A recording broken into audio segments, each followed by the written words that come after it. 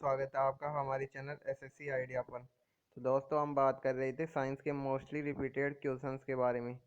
तो आपको इन क्वेश्चन को अच्छे तरीके से क्लियर करना है और इसके अन्य पार्ट भी आपके लिए बहुत साइंस की दृष्टि से फ़ायदेमंद होंगे, तो आप उनको भी देखिएगा ज़रूर। तो चलते हैं, वीडियो स्टार्ट करते हैं। तो देखते हैं, पहला क्वेश्चन है, जीवाश्म की आयु निर्धारित करने के लिए कौन सी पद्धति यूज की जाती है। तो कौन सी पद्धति यूज की जाती है? C14 पद्धति। इसे रेडियो कार्बन डेटिंग पद्धति भी कहा जाता है, ध्यान रखिएगा। वह कौन सा रासायनिक तत्व है जो प्रोटीन को चिन्हित करता है? तो सल्फर वह रासायनिक तत्व है जो कि प्रोटीन को चिन्हित करता है। नेक्स्ट, वातावरण में कार्बन डाइऑक्साइड में बढ़ोतरी का कारण है। तो वातावरण में कार्बन CO2 की बढ़ोतरी के कारण क्या हो रहा है? तो पृथ्वी के तापमान में वृद्धि हो रहा है, वृद्धि हो रही है, तो ध्यान रखिएगा।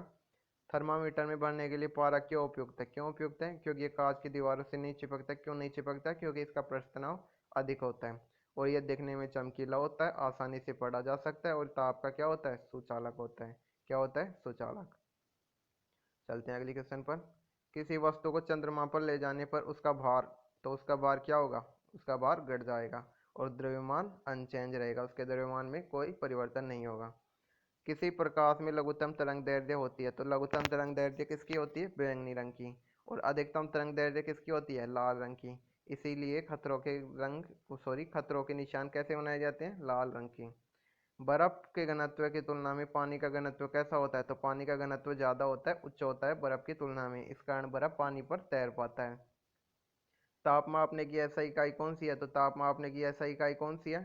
ताप मापने की ऐसा इकाई है केल्विन। केल्विन ताप मापने की ऐसा इकाई है। आपको डिग्री या डिग्री सेल्सियस या फ़ारेनहाइट नहीं करना है। चंद्रमा से यदि किसी पिंड को पृथ्वी पर लाया जाए तो उसके द्रव्यमान पर क्या प्रभाव पड़ेगा? तो द्रव्यमान अनचेंज रहेगा, ध्यान रखिएगा। और चेंज क्या होगा? उसका भार चेंज होगा। कितना होगा? अगर पिंड को पृथ्वी पर ला रहे हैं चंद्रमा से तो उसका भार 6 गुना बढ़ जाएगा, और अगर किसी पिंड को यहाँ से चंद्रमा पर ले जा रहे हैं तो उसका भार 1/6 हो जाएगा। चलते हैं नेक्स्ट क्वेश्चन पर। शब्द रेडियो एक्टिविटी में होता है। तो रेडियो एक्टिविटी में क्या होता है? एक केंद्रक बड़ा केंद्रक विस्फोट के साथ टूटता है और इससे छोटी छोटी न्यूट्रॉन की तरह कणिकाएं निकलती हैं। ये न्यूट्रॉन की तरह कौन कौन सी कणिकाएं निकलती हैं? अल्फा कण, बीटा कण और गामा कण। रेडियो एक्टिव पदार्थ से कौन कौन से कण निकलते हैं? अल्फा कण, बीटा कण और गामा कण। ध्वनि की तीक्ष्णता निर्भर करती है, तो उसकी फ्रीक्वेंसी, आवृत्ति पर उसकी तीक्ष्णता निर्भर करती है ध्वनि की।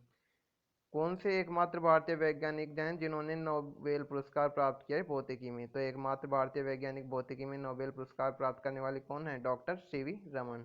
इन्होंने किसकी खोज की थी? रमन प्रभाव की। शरीर की गति द्वारा विद्युत उत्पन्न करने की भौतिक क्रिया को प्रदर्शित करने वाले वैज्ञानिक थे। तो कौन से वैज्ञानिक थे वो? लेंज। लेंज ने क्या किया था? शरीर की गति द्वारा विद्युत उत्पन्न करने की भौतिक क्रिया को प्रदर्शित किया था। चलते हैं नेक्स्ट क्वेश्चन पर। अंतरिक्ष यात्री को अंतरिक्ष यान में से सूर्य से दूर आकाश को किस रंग के रूप में दिखाई देता है? तो आकाश जो अंतरिक्ष यान से है वह अंतरिक्ष यात्रियों को कैसा दिखाई देता है? तो अंतरिक्ष यात्रियों को आकाश काला दिखाई देता है। कौन कैसा दिखाई देता है? काला दिखाई देता है। नाइट्रोजन यौगिकीकरण के लिए कौन सी फसल सहायक है? तो बीन्स की फसल नाइट्रोजन यौगिकीकरण के लिए सहायक है, ध्यान रखिएगा। मायोपिया से क्या तात्पर्य है? तो निकट दृष्टि दोष, इंग्लिश में मायोपिया कहते हैं। दूर दृष्टि दोष को हाइपरमेट्रोपिया कहते हैं। दूर दृष्टि दोष के लिए उपचार के रूप में उत्तल लेंस काम में आता है और निकट दृष्टि दोष के लिए अवतल लेंस काम में आता है। भारत के लिए अत्यंत उपयुक्त है पारंपरिक ऊर्जा स्रोत है। तो कौन सा स्रोत है वो? सौर ऊर्जा। सौर ऊर्जा भारत के लिए अत्यंत उपयुक्त पारंपरिक ऊर्जा स्रोत है। चलते हैं नेक्स्ट क्वेश्चन पर। हीरे रात में क्यों चमकते हैं? तो हीरे रात में क्यों चमकते हैं? तो इसलिए चमकते हैं क्योंकि उसमें चतुष्फल की आणविक संरचना होती है, जिससे एक बार प्रकाश उसमें जब एंटर करता है तो उस फल को सॉरी जब उसमें प्रकाश जब हीरे में एंटर करता है तो उसके फलकों से टकराता रहता है, जिसके कारण वह चमकता हुआ दिखाई देता है। तालाबों और कृत्रिम जलाशयों में मत्स्य प्रजनन प्रक्रिया क्या कहलाती है? तो कौन क्या कहलाती है? पिसीकल्चर। पिसीकल्चर मत्स्य प्रजनन प्रक्रिया कहलाती है तालाबों और कृत्रिम जलाशयों में। भारत के लिए अत्यंत उपयुक्त है पारंपरिक ऊर्जा स्रोत, अभी रिपीट हुआ है, स्रोत सौर ऊर्जा। प्रकाश संश्लेषण में पर्णहरित की क्या भूमिका है? तो पर्णहरित क्या कार्य करता है प्रकाश संश्लेषण में? तो वह प्रकाश का अवशोषण करता है। क्या करता है? प्रकाश का अवशोषण। किसका कार्य है? पर्णहरित का। कांच पर लिखने के लिए किस अम्ल का प्रयोग किया जाता है? तो कांच पर लिखने के लिए किस अम्ल का प्रयोग किया जाता है? कांटेजियस। कांटेजियस का प्रयोग किया जाता है कांच पर लिखने के लिए। कौन सा अम्ल यूज लिया जाता है? कांटेजियस। चलते हैं नेक्स्ट क्वेश्चन पर। नेत्र रोग का चिकित्सक है, तो नेत्र रोग का चिकित्सक को क्या कहते हैं? तो नेत्र रोग के चिकित्सक को क्या कहते हैं? ओप्थोल्मोलॉजिस्ट। क्या कहते हैं? ओप्थोल्मोलॉजिस्ट। चलते हैं नेक्स्ट क्वेश्चन पर। इलेक्ट्रोस्कोप ऐसी युक्ति है, जो इलेक्ट्रोस्कोप क्या कार्य करती है? जो यह आवेश के परिमाण को सुनिश्चित करती है। क्या करती है? आवेश के परिमाण को निश्चित करने में प्रयुक्त ली जाती है। साइकिल चलाने वाला, जो साइकिल चलाने वाला होता है, वो चलाते वक्त उसे अब जब घुमाव आता है तो उसे झुका क्यों लेता है? तो साइकिल को झुका क्यों लेता है? वह इसलिए झुकाता है ताकि वह गुरुत्व केंद्र आधार के अंदर बना रहे। तो उसका गुरुत्व केंद्र आधार के अंदर बना रहे, इसलिए वह उसे झुका लेता है, जिससे कि वह गिरने से बच जाए। ठीक है, तो नेक्स्ट क्वेश्चन पर चलते हैं। वातावरण में सर्वाधिक मात्रा में पाई जाने वाली गैस कौन सी है? तो सर्वाधिक मात्रा में पाई जाने वाली गैस कौन सी है? Nitrogen gas. कहाँ पर? वातावरण में। और पृथ्वी की भूपर्पटी में सबसे अधिक मात्रा में पाई जाने वाली गैस तत्व कौन सा है? तो ऑक्सीजन तत्व है। यह भूपर्पटी में सबसे अधिक मात्रा में पाया जाता है। वातावरण में नाइट्रोजन गैस सबसे अधिक मात्रा में पाई जाती है। नेत्र गोलक किस सेट द्वारा चालित होते हैं? तो 6 मांसपेशियों के सेट द्वारा चालित होते हैं।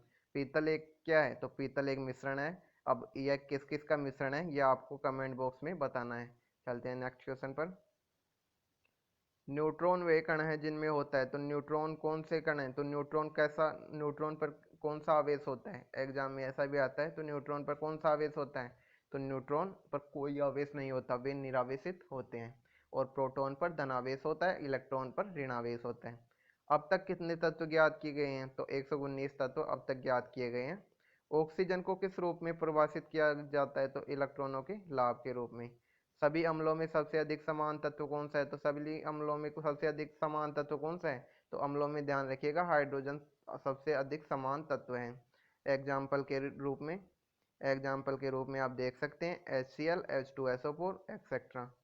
अम्ल का स्वाद होता है, तो अम्ल का स्वाद कैसा होता है? खट्टा होता है।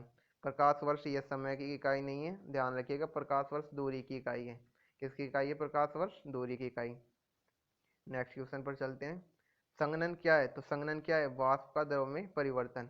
वाष्प का द्रव में परिवर्तन क्या कहलाता है? संघनन। मुक्तावस्था में गिरते हुए एक पिंड द्वारा तय की गई दूरी किसके समानुपाती होती है? तो एक पिंड के द्वारा तय की गई दूरी मुक्तावस्था में किसके समानुपाती होती है? पिंड की मात्रा के समानुपाती होती है।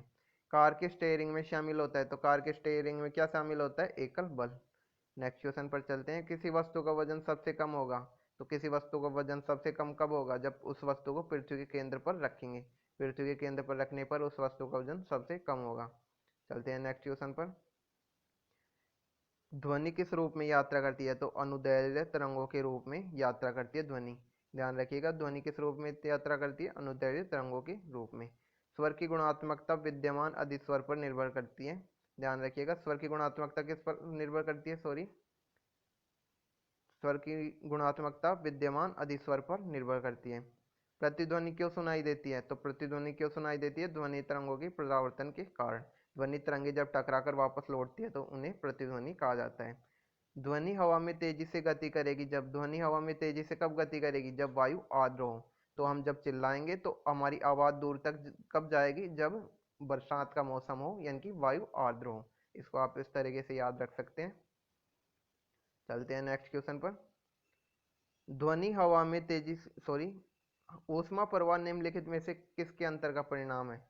तो ऊष्मा प्रवाह किसके अंतर का परिणाम है? तापमान के। जब तापमान दो जगहों का, जैसे कोई धातु है, तो एक तापमान किस तरफ गति करता है? उच्च तापमान से निम्न तापमान की ओर। तो हम किसी धातु की छड़ को, किसी एक सिरे को गर्म उसमें रखेंगे तो वह तापमान धीरे धीरे निम्न तापमान की ओर अग्रसर होगा। क्या होगा? ऊष्मा का प्रवाह होगा। हिम नदी से बर्फ पिघलना प्रारंभ होता है नीचले सतह से बर्फ पिघलनी प्रारंभ होती है। कैलोरीमीटर सामान्यतः बनता है, तो कैलोरीमीटर किससे बनता है? तांबे से बनता है, ध्यान रखिएगा, कैलोरीमीटर। पहाड़ी पर चलने वाला व्यक्ति आगे की ओर क्यों झुकता है? तो क्यों झुकता है वो? स्थिरता बढ़ाने के लिए आगे की ओर झुकता है। तो उम्मीद करते हैं दोस्तों ये वीडियो आपके लिए लाभकारी होगा। तो चलिए इस वीडियो को यहीं पर कंप्लीट करते हैं। अभी तक आपने हमारे चैनल को सब्सक्राइब नहीं किया है तो आप हमारे चैनल को सब्सक्राइब कर लीजिए। धन्यवाद।